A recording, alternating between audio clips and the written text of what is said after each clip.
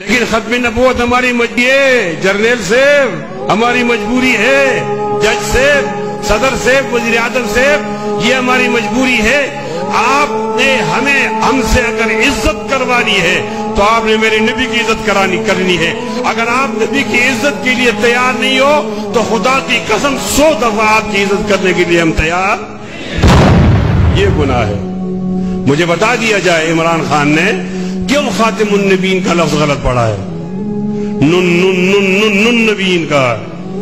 مجھے بتا دیا جائے صدر نے کیوں خاتم النبیین کا پہلا حرف نے چھوڑ دیا ہے، دوبارہ حرف اٹھاؤ۔ مجھے بتا دیا جائے غلام احمد قادیانی کے پوتوں کو کیوں معاشی کمیشن میں رکھا ہے۔ مجھے بتا دیا جائے آسیہ مولونا کو رہا کیوں کیا، باہر کیوں بھیجا ہے۔ مجھے بتا دیا جائے مولانا سمیع کو کیوں شہید کیا ہے۔ مجھے بتا دیا جائے کرتارپور بارڈر کس کے لیے کھولا ہے۔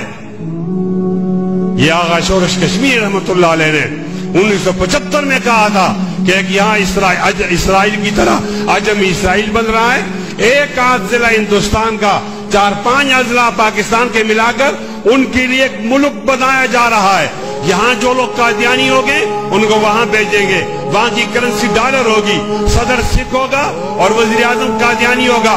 میں یہ کہنا چاہتا ہوں کہ یہ پاکستان کو توڑنے کی سازش ہے، ختم نبوت کو تباہ کرنے کی سازش ہے۔ ہم پاکستان کو بھی توڑنا نہیں چاہتے، ہم اس کے پاسبان ہیں۔ ہم ختم نبوت پر بھی ڈاکہ نہیں ڈالنا دیں گے انشاءاللہ۔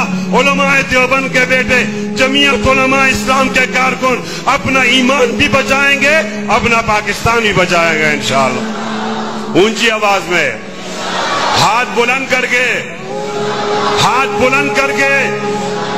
اب آپ بتاؤ میرا موقف ٹھیک ہے نا؟ اس کے اندر اگر یہ قتل کرنا چاہتے تو میں شہید ہوں نا، میں اس راستے پہ چلنا چاہتا ہوں تو جاؤں نا۔ آپ ساتھ دیں گے انشاءاللہ؟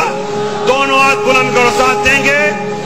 اب کھڑے ہو کر وعدہ کرو، میں آپ سے بیعت لینا چاہتا ہوں، ہاتھ بلند کر کے، دونوں ہاتھ بلند کر کے۔